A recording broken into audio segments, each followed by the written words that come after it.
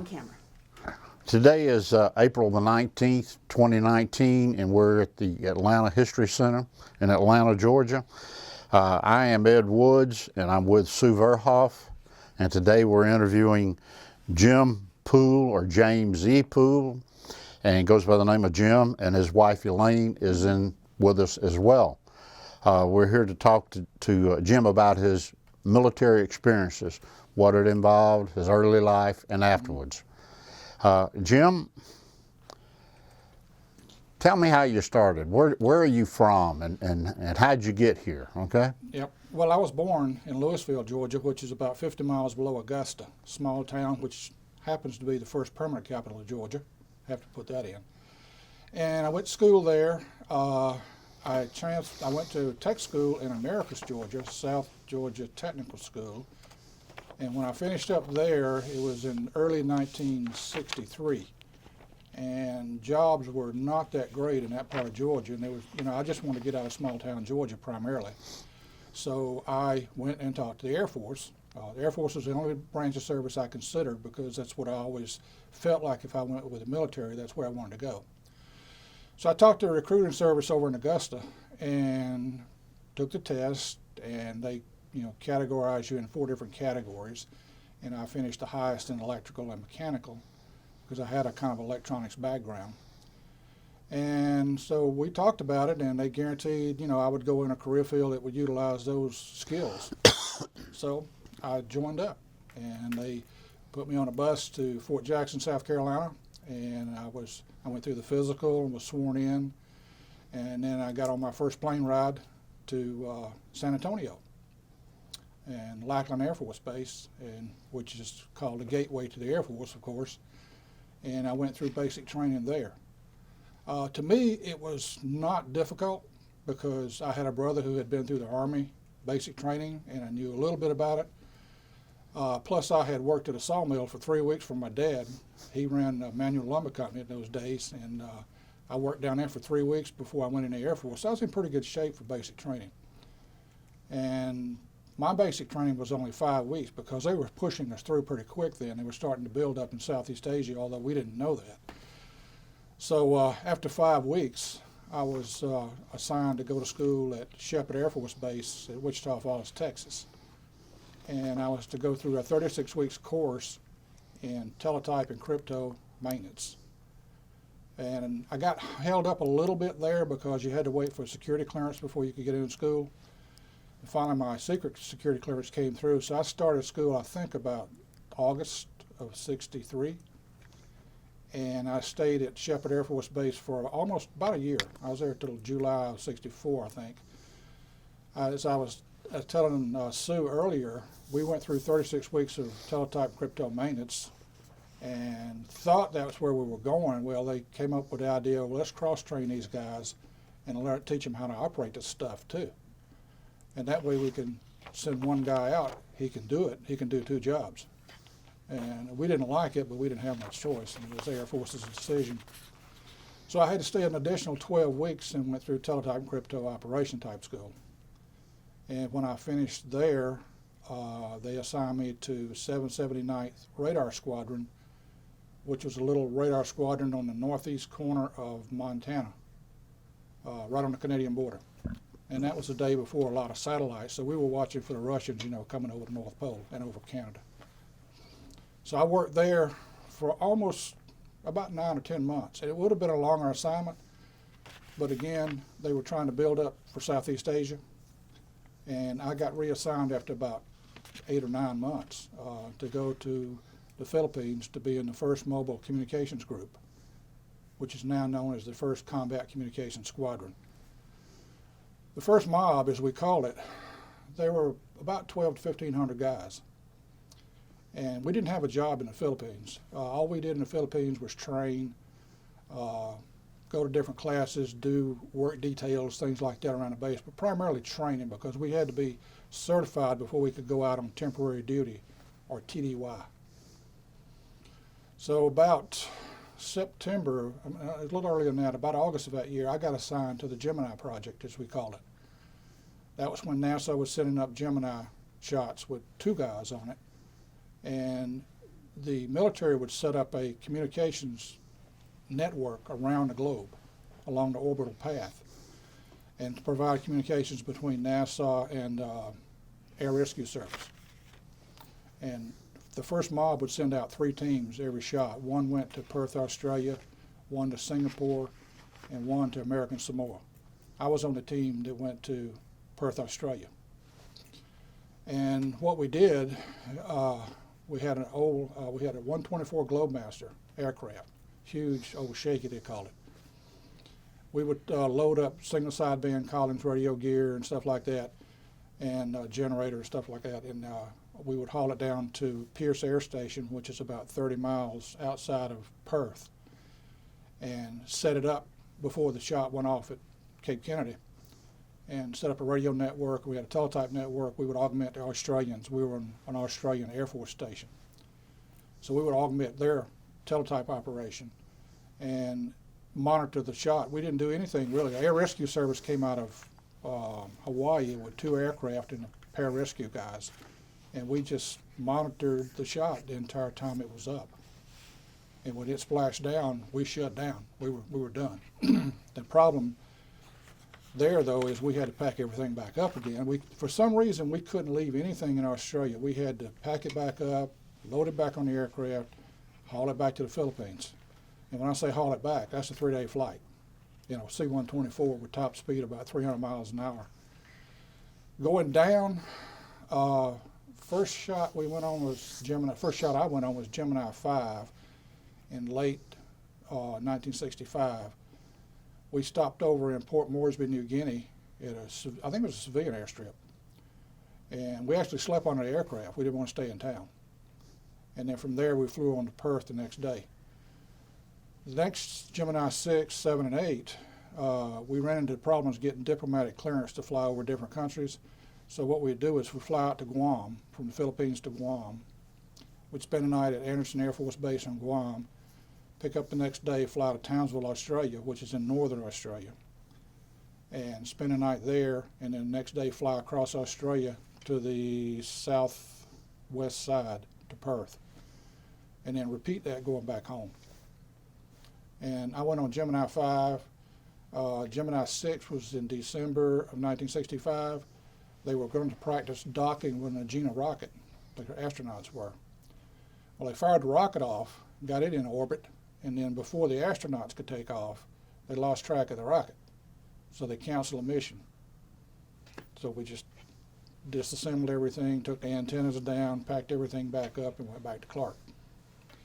And so, look, I think it was February maybe of '66, they combined Gemini 6 and Gemini 7, I believe it was, into 2 shots at one time. They sent up 2 shots with 4 astronauts and practiced their docking and maneuvering procedures with that. And then Gemini 8, this was my 4th mission, getting a little tired of doing that. So I asked after this mission, could I get off and do something else? So I went on Gemini 8 in March of 1966. And the astronauts on that was Neil Armstrong and Scott. I can't remember his first name. But again, they were practicing docking with an Agena rocket because it had to dock later, you know, in the Apollo program. So anyway, they sent the Agena rocket up, and then they sent Armstrong and Scott up. And when they actually docked with the Agena rocket, the spacecraft started having control problems. And so to save themselves, they hit the retro rockets and came back in early, and they splashed down northwest of Hawaii, I believe it is. I have the map from that mission, it shows where they splashed down. So again, we packed everything up, went back to Clark. Yes, sir. What role did you play? You mentioned that you were on these different Gemini missions. Right. Okay. What role did you play in the Gemini missions? I was teletype communications. I augmented the Australians. Could you explain that a little? Sure, yeah. Well, that was the days before the internet, so everything was dependent on radio or teletype communications. And the Australians had a small comm center there, and then we would set up a radio shack near there with our antennas and our single sideband radio and stuff. And we would run a link down to our Radio Shack, teletype link, And we would monitor NASA, the traffic that was going back and forth. Here's the status, And I've got a lot of messages, teletype messages, these are unclassified, saying so many minutes and hours to liftoff, and countdown, and all this kind of stuff. And then it would give you, after the liftoff, it would give you status reports, what's going on, So we just sat there and monitored it, really. Our total mission was, if something goes wrong, we communicate to the air rescue guys who are there with us, and they head out. And that's what happened on Gemini 8. Now, it wasn't us, because they had those teams scattered all around the orbital path. Some guys had to go and pick them up when they came down in a location in the Pacific where they weren't planned to. So anyway, I augmented the Australians on the teletype. Okay. Communications back and forth between our unit, Hickam Air Force Base, and NASA and Cape Kennedy, all that. It was all one big teletype network where they tried to keep everyone informed on what was going on with the mission.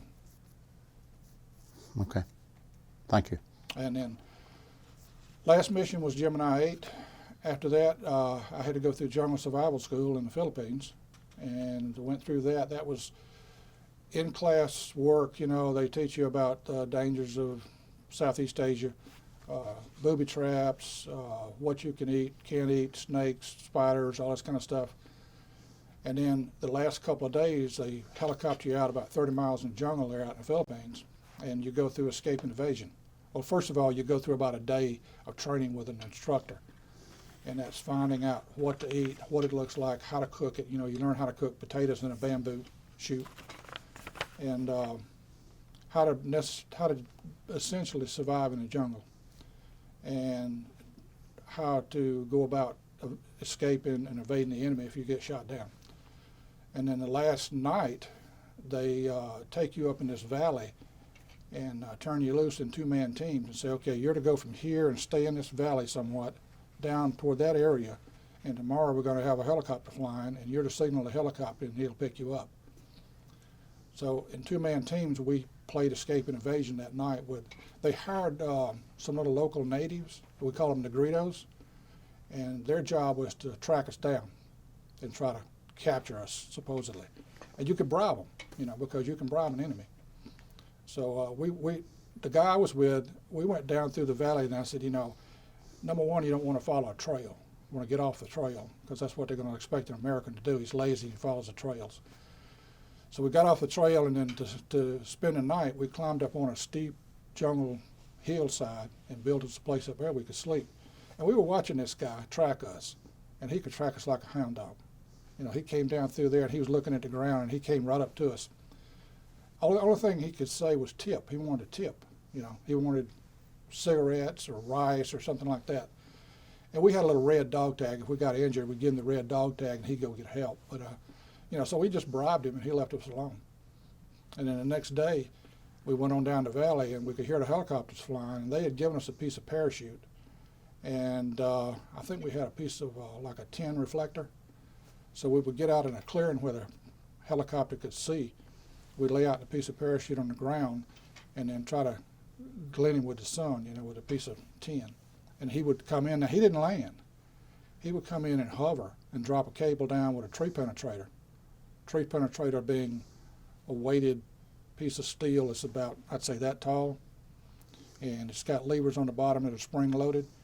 And it's called a tree penetrator because in the first part of the Vietnam War, they were using the old horse collar type things. Mm-hmm. And when they tried to drop those down, they'd land on top of the trees, and the guy couldn't get to them.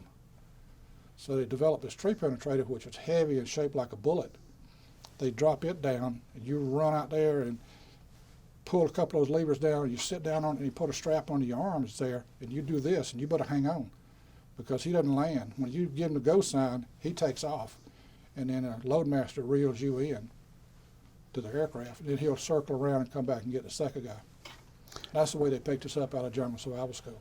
At that time that you were going through this jungle mm-hmm. training, what were your expectations when they were obviously training you for jungle warfare? Okay. Well, they were training us as an air crew if we got shot down. Okay. Right. So you were expected to go into the combat zone. Oh yeah, well, I was going to Vietnam then. Yeah, you was going to Vietnam. And what was your job with the load on the mission itself. What did you do? You mean the mission I actually went on? What were you training for to go on? You were going to be part of the crew, Yes. air crew, okay? I was going to be part of a communications team that was going in to support a site. Okay, Right. that's why I was. Right. Call them sky spot sites, and I'll go into that later. But we were going in to provide encrypted communications for a site that actually targeted the bombers. That was their mission. And all we did, we were the communications link from there back to, say, Anderson Air Force Base or wherever the fighters or bombers were coming out of. Mm-hmm. And so anyway, I went through General Survival School, and being a member of the first mob, you had to have your shots updated for worldwide travel all the time. So that was a common occurrence. Every time you got orders to go TDY, you had to go get your shot record updated. And you can look at my shot record, it's fairly full. So I got assigned to a team to go to Dalat, South Vietnam. Dalat's up in the highlands in central South Vietnam. And before the war, it was a resort town, and you could still tell that. It was cool there. It reminded me a lot of the North Georgia mountains, pine trees. Mm-hmm. If you didn't know it, you'd think you were in North Georgia somewhere because of the pine trees and the terrain. So I was assigned to a team going there. We had a communications van. When I say van, this is like a steel box on wheels. It's just crammed with communications gear, a generator, and a 6-passenger international pickup. And we loaded that onto our C-130 aircraft at Clark Air Base in the Philippines. And also, whenever we went on a TDY like that in the first mob, we had a Foot Locker for games, like Monopoly and all that kind of stuff. We had a Foot Locker full of C rations or some K rations. We were each assigned an M16 with 200 rounds of ammunition, and then they had some grenades. But we loaded all that on the aircraft, and then we were flying over to Vietnam. We're going into to Dalat. And of course, in a military aircraft, you sit down the side in a webbing, and your equipment's chained down the middle of the plane there in front of you. And you think about this, you got a steel box trailer there, a 6-passenger international pickup, and a generator on wheels because we were totally mobile. And we were flying along, went over South China Sea, got over Vietnam, because we're all looking out the windows because we wanted to see what it looks like. All of a sudden, the pilot turned the plane up sideways and started falling. And he's not telling us what he's doing. We have no clue what's going on. We're going down quick, laying sideways. He falls down sideways, and then he levels off as he gets real low and lands on a airstrip outside of Dalat, Cam Lee Airstrip. And it was just a flat piece of land that had been flattened on top of a hill, and they put pure steel plating on it, PSB. Mm-hmm. Know all about it. And when you land on it, it sounds like you're landing on a running board. So we stopped there, and there's no air traffic control or anything. It's just he knows where to go. And the South Vietnamese had 3 bunkers built around there. They were kind of, you see in some of the pictures, they're kind of pentagon shaped, and then in the middle they got like a little tower where they could look out of. They had 3 of those built around there to protect the airplanes. There weren't many airplanes there. I think we were the only one that day. And we had a fuel dump there at the airstrip. So anyway, we offloaded and had a lot of conversation back and forth with some local guys there, some Army guys that come out to help us get the equipment into town. We were about 3 miles out of Dalat, and there was a small Army outpost in Dalat, on the side of Dalat down there. And the site we were assigned to go to was not ready. It was still being constructed. So the plan was to set up our communications van inside that Army compound and operate out of there until the site out on the hill was ready.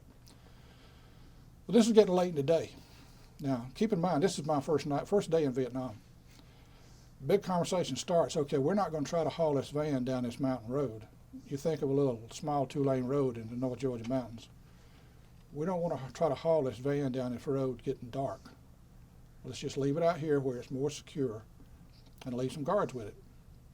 Well, one of the guards has got to have access to the van, so you got to have a security clearance. And so I don't know if I volunteered or if they volunteered me, but somebody had to stay that had clearance to go in the van, which I did. The other guy was the power guy. He ran the mobile generators and stuff. So he and I stayed out there that night. And we had our grenades, we had our M16s, and no lights. I mean, it was absolutely dark. And the 3 Vietnamese bunkers around there that were guarding the place, the way they communicated, they ring little bells. They had some type of code. You know, it's all night long. You hear this ting, ting, ting, you hear the bells ringing. And nothing happened. I told the guy that was with me, I said, you know, first shot's fired, open that door, blow that van sky high. I'm not going to give them any reason to try to come in here. Because it was just 2 of us and ever how many Vietnamese were around there. Anyway, we got through the night. Nothing happened, thankfully. And they came out the next day with a deuce and a half, and we hooked up the van, hauled it down there to the, in the generator, and hauled it down to the Army compound and set it up just inside the gate. When I say Army compound, this was probably 75 guys in the Army there, and that was it. So we operated out of there for, I don't know, several weeks while they were building our site I think it was about 2 miles out of town, 2 to 3 miles out of town. They went outside of Deloitte on a hilltop and leveled it off, put up 2 12-foot steel walls 4 feet apart and filled that in with dirt, and then put PSP inside of it, and then built a minefield around it, and built with sandbags, built a machine gun nest at the entrance. And if you look at the pictures, you can see there was the road, the entrance to the site came around the hill like this, winding up the hill. Then you had about a 150-yard straight shot into the only opening into the compound. And that way that machine gun could protect the entrance. And so they finished that, and the people who we were supporting were SAC guys, Strategic Air Command. They brought their own generator. I mean, they brought their own generators and their mobile equipment too. Big trailers, vans filled with equipment. And if you look at the pictures, we pulled them inside there and set them up, and then we built like a house out of plywood sides and stuff, to where all the vans opened into that, to where you could walk out of your van and into a big, like, orderly room, and then set it up and started operating it. And the function of the site was called a Sky Spot site. And they were setting them up all through Vietnam, and I think one over in Laos. And their mission was to target B-52s, the bombers, or I guess any kind of bombing raid. They helped navigate them to the right place to drop the bombs. Our mission was to provide their communications down to Tan Son Nhut at Saigon and back to Anderson Air Force Base or wherever. And operated there pretty much without incident. When we first got there, as I mentioned earlier, they put us, the Air Force had rented 3 old French houses that were probably built back in the early 1900s. I can remember the electrical lines inside the house ran down the outside the wall to a switch. And so they had us in 3 different French villas, as I call them, French houses. And they decided, well, that's a little too dangerous to have the guys spread out like this. Let's rent this one little hotel down here near the Army compound. And that's what they did. They took us out of those 3 different locations and put us all in one. And we had concertina wire around it, you know, and sandbags in front and stuff. Oh, by the way, our armored vehicle, that 6-passenger international pickup, I told my wife the armor we put in that vehicle was sandbags in the foot and sandbags along the bed of the truck behind the cab. That was our armor plating. Other than that, it was a standard 6-passenger international pickup painted green. And took a lot of abuse while we were there.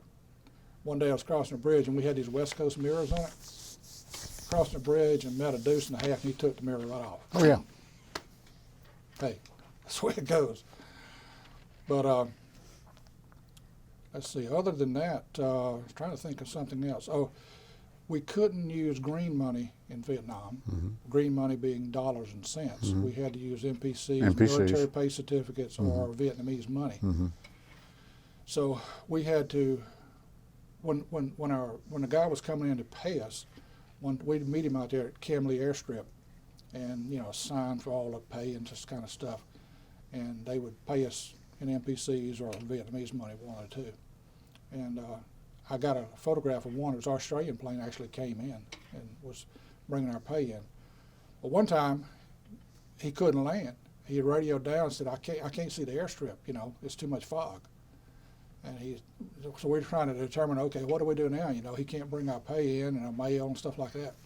He said, down there's an airstrip, 10 or 15 miles out there in the flatlands that I can probably sit down in. So we said, okay, we'll meet you there. So we take off, not being smart enough to know we shouldn't be doing that. We went out there and met him. Fortunately, nothing happened. All we had was, 3 or 4 guys with M16s. Got the mail and the pay and came back and got royally chewed out for doing that after they found out what we had done. What did you use the money for while you were there? We lived off the local economy. Okay. Yeah, we bought our own food in a marketplace there in the lot, and we hired, I think it was 2 or 3, maybe 4 different local Vietnamese ladies. They did our cooking, house cleaning, washing, stuff like that, and they had to be checked out by the Army. Army had to approve them. But that's what we used our money for, is to pay them primarily. And of course, local. We had, you're never off duty there really, but we did have some downtime. You could go into town and with a group primarily. But we worked, after we got up to the site, we would work 12-hour shifts. We never traveled after dark. Mm-hmm. We work 12 on and I think 36 off, something like that. But when you're off, you've got to go to the Camley airstrip and pick up fuel. You got to meet the aircraft to get money and mail. Or you've got to work on the truck because we had to maintain the truck too. We were totally self-sufficient in everything we tried to do. So you were off maybe for 36 hours, but you really weren't ever off. Very, very little of that, because there's always something to do. Anyway, when it came time for me to come back to the States, I was still there in Deloitte. How long did you stay in Vietnam? I think I left in September, so I was there about 5 or 6 months. I went there right after Jungle Survival School, stayed, and I was coming up on the time to come back to the States in October. So we didn't come back as a unit. My time was up, so it was time for me to come back. And so I went out to Camley Airstrip, and I caught a ride on a Air America aircraft. And I remember it was like an old prop job with a tail dragging the ground, And of course, American pilot, which I learned later, Air America is operated by CIA. Mm-hmm. But on that aircraft, there was a Vietnamese lady, and I think she had some chickens, and I forget what else, but she had some farm animals that they were giving her a ride down to Tan Son Nhut at Saigon. So that was my experience of leaving Deloitte to Tan Son Nhut. And then at Tan Son Nhut, I left my ammunition there with the guys, because you don't bring your ammunition back if you have any left, but you had to bring that weapon back. So I had my M16. And at Tan Son Nhut, the Air Force had leased a commercial jet, because they were flying a lot of guys out. And so I was going to get on a commercial jet, even though it was all military. They wouldn't let me take my weapon on there. And I thought, I can't go back to Clark and let this thing get lost. So they gave me a checked baggage for it, and the guy said, I'll have somebody meet you with it when you get back to Clark. So we landed at Clark. Sure enough, when I got off the aircraft, there was a guy standing there with my rifle, my M16, gave it back to me. And of course, we kept them in a arsenal in the barracks. We couldn't keep them with us. Mm-hmm. And so I stayed on Clark then for a few more weeks till it was time to come back to the States. And flew back into Travis, and from Travis to San Francisco International, and then to Atlanta, and then on to home again. And that was October '66. Got back just in time. My brother was getting married. He was waiting for me to get back. And I'll back up just a little bit. Before I left from overseas, they notified me, you don't have enough time left for us to reassign you. You've got to have at least 8 months left in service for us to reassign you in the States. So I said, okay, I've been over here, year and a half. I'd like to get reassigned and get time to get reoriented and start looking for a job. So I asked him how long would I have to extend my enlistment, and they said 4 months. So I extended my enlistment for 4 months where I would have 8 months of service left when I got back to the States. And they sent me orders to say, okay, you're going to Myrtle Beach Air Force Base, South Carolina. And I thought, that's great. And then that got changed. Then they said, you're going to Hanscom Field, Boston, Massachusetts. Oh, well. Well, that got changed again. I don't know what was going on. But they reassigned me to Offutt Air Force Base, Nebraska, outside of Omaha, headquarters SAC. And so that's actually where I went. I worked in the SAC headquarters underground comm center for my last 8 months. There was 2 stories underground, and then 3 stories was the command center you see on sometimes on the TV programs and stuff, or movies where they got the big screens and they can see everything. And that was kind of interesting, you know, because we got a lot of traffic through there coming out of Southeast Asia and going to the Joint Chiefs and the White House and all that kind of stuff. But that was my 4 years and 4 months of active duty. And I thought about kind of re-enlisting, but it was so difficult at that point in time to make rank in the Air Force.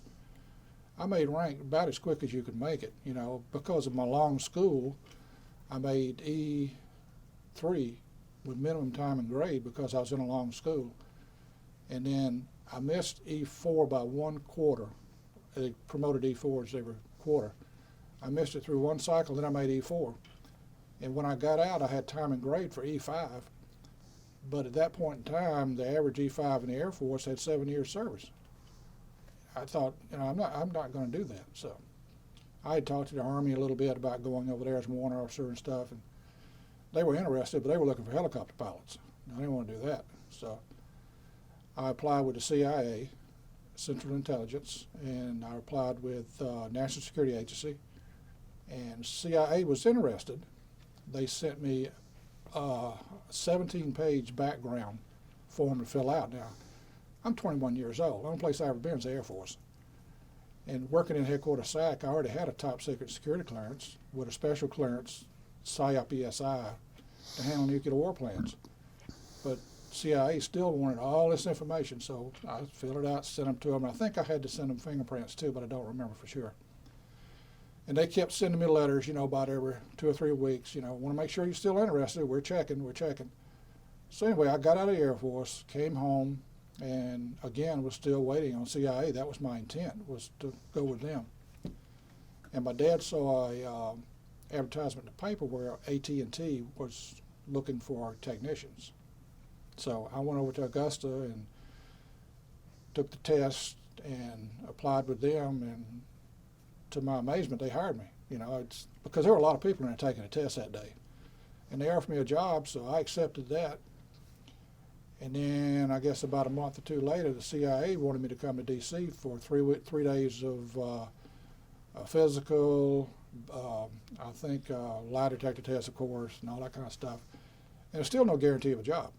Just they wanted me to come to D.C. for 3 days and be interviewed and all that kind of stuff. And I thought about it, and I decided, nah, I'm going to stay where I am.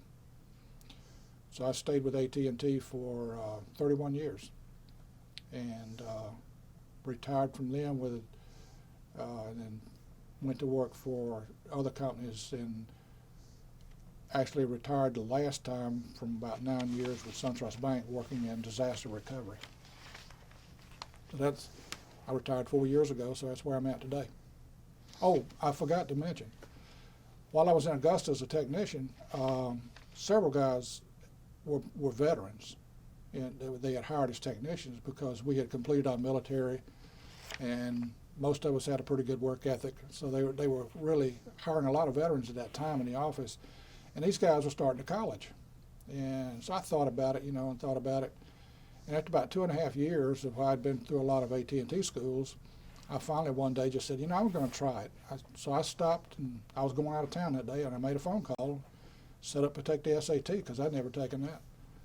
So I took the SAT, made well enough on that, I got into college, and over the years, by going to night school and working at AT&T, I finally graduated from Georgia State with a bachelor's degree in '77.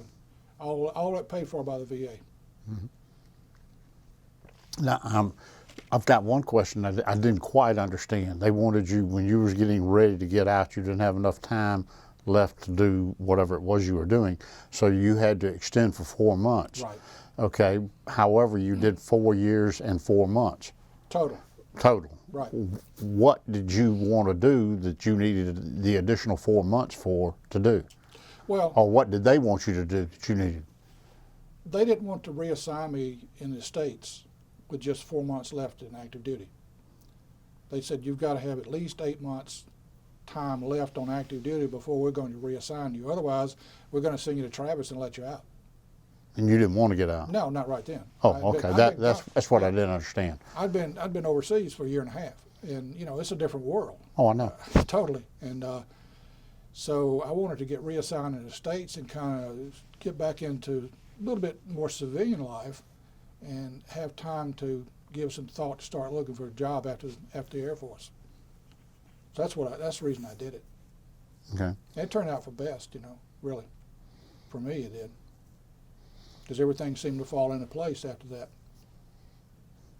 So you got out of the service in 1967 Right, and went to work for AT&T right.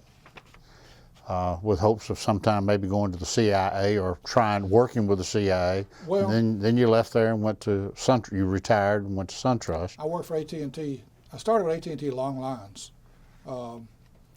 We did nothing but maintain the long distance network for AT&T and interface with the different Southern Bell, Bell South, those type of companies. I started with them in Augusta as a technician. I went to Columbia, South Carolina. What happened was Augusta's operation changed over to Southern Bell, and the Columbia long distance switching machine changed over to AT&T. So to stay with AT&T Long Lines, I transferred to Columbia, company transfer, and then went to University of South Carolina because I had started at Augusta College. I was going to University of South Carolina over there. And after a couple of years there, I was promoted and brought to Atlanta. So I transferred from the University of South Carolina to Georgia State and finished up there, and had several different assignments with AT&T in Atlanta. Operations, marketing, sales, engineering, international, and I had 31 years service, and AT&T was trying to downsize. And if we had enough time to retire, they sweetened the retirement package, and I took advantage of it. When did you retire from AT&T? 1998. And I went to work the next day for another company, and eventually went from that company. I didn't stay with that one very long because I didn't particularly like what I was doing. I was project manager, but went to a company called Comdisco and was given a project to project manage, excuse me, installation of a new data network for Fulton County. Worked on that a few years. Our company was bought out by a company called SunGuard, and they primarily were in disaster recovery type planning.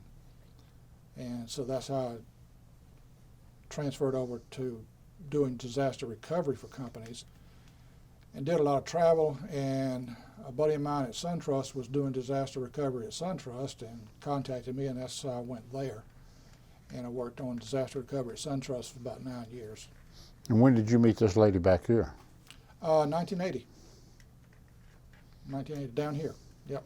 In fact, the first time I saw her, I can still remember, I believe. Saw her one day in Smyrna go past me at a traffic light, and what struck my mind was she had a little purplish blue Vega with big old curlers in her hair. And she was flying.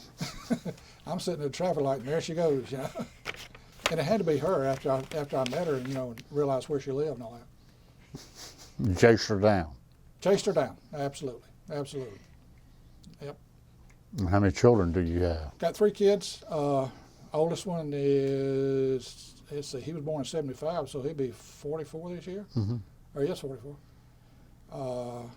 Got a girl in the middle, she'll be 40.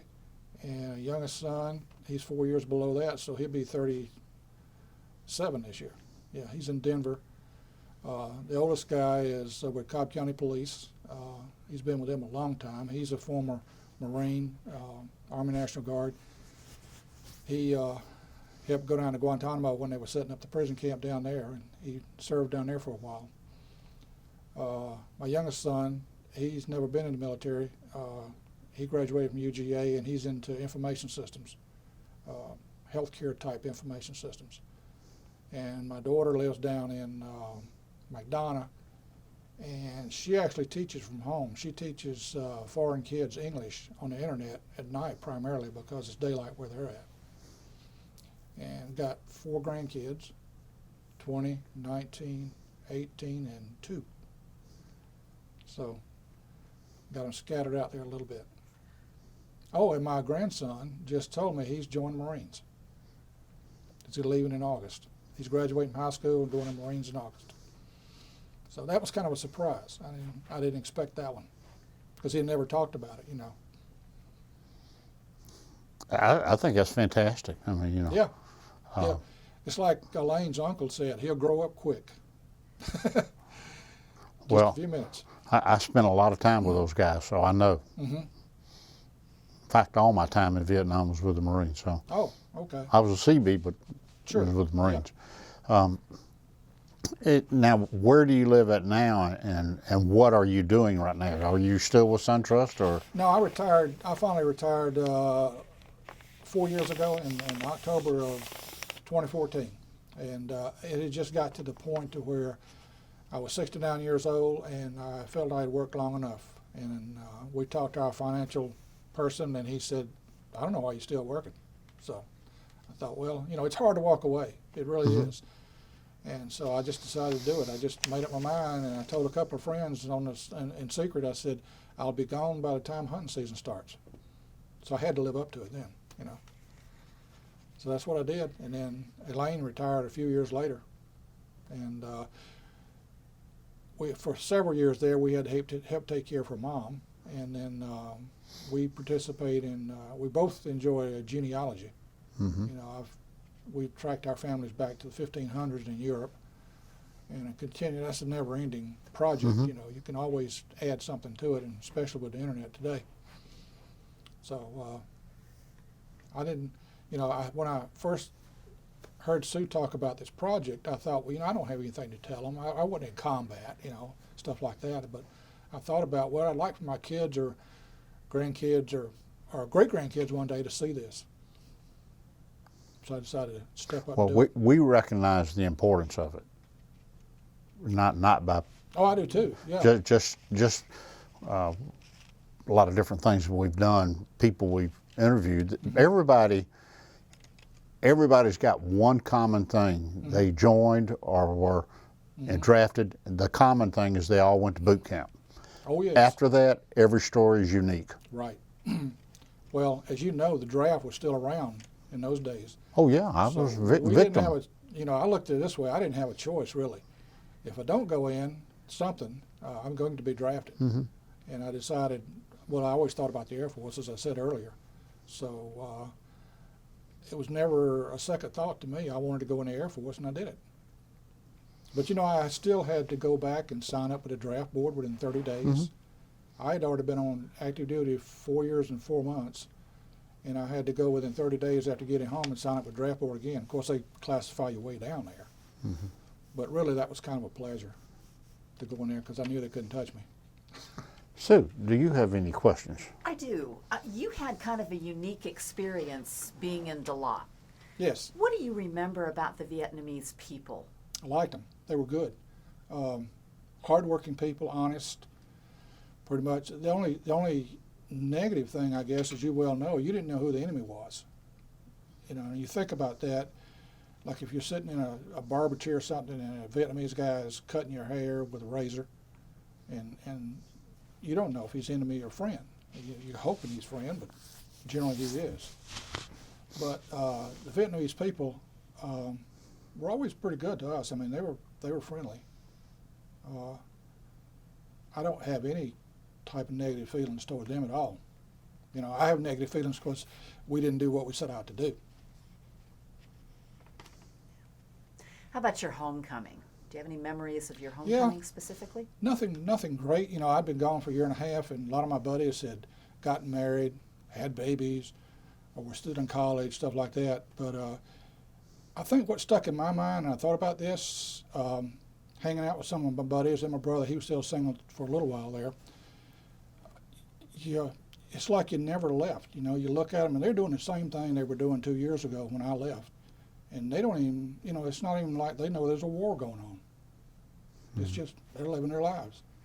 And I thought, you know, the things I had gone to see, where I'd been, halfway around the world, all these different areas and countries and stuff, and, you know, they missed all that.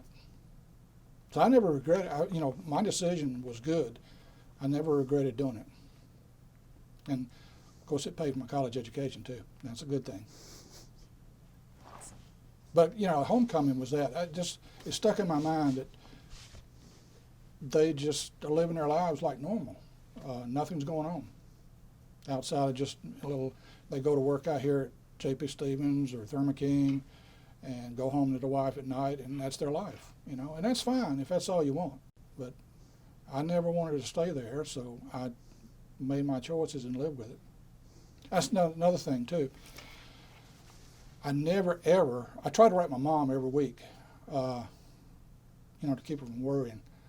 And I never once would write anything negative to not make her worry. That's awesome. I think I'm good. You good? Elaine, do you have any questions? Anything he's talked about before that you haven't heard today? Good. Okay. Well, Jim, I want to tell you that I've done a lot of interviews and over the last 8 or 9 years, and this is one of the more interesting. I learned something every time about things that I didn't know we did in Vietnam, and I was there. Yeah. And I was in a different area from you, but I was there, and I appreciate you taking the time out of your day. And I know we had a terrible weather day out there. I appreciate you taking the time out of your day to come and share your experiences with us, and it's much appreciated. And well, I appreciate you guys doing this. You know, I hope one day my great-grandkids will watch this. well, it's going to be there, and it's up to them, you know. And your past family history in the military, Right. you know, all through, and I've done the same thing you've done with Ancestry, and I understand and recognize that. But we do appreciate it. We really do. I appreciate you guys doing this, because otherwise it would never be done. You No, know? it would not be Would done. not be done. It's like I look at my uncles that were in World War II, and you wish you could hear the stories that they never got a chance to tell. You know, and they were in some rough combat and got wounded and all this kind of Is stuff. your uncle still alive? I've got one uncle alive, but he was not in World War II. He was the younger of the bunch. My dad didn't serve because before my dad got married, he lost his left arm in an automobile crash. And so he only had one arm. He didn't serve, but pretty much most of his brothers did, and most of my mom's brothers did. And I know at least 2 of my mom's brothers were wounded. One on Iwo Jima as a Marine. So I looked up, you know, a little bit of history on them, and I wish I had the opportunity to sit down and talk to them like we're doing here. I don't have anything else. Okay. And I want to tell you again, we appreciate it. Yes, sir. And if there's anything else that you come up with later or to give Sue or whatever for the History Center, it would be much appreciated. Oh, yeah. I appreciate you guys doing it and keeping these records and making this available to future generations. I mean, it's not a gory war story, but it's just what happened. You know, it's what I did. It's a fascinating story. Thank you. Thank you. Thank you for your service and welcome home. Thank you.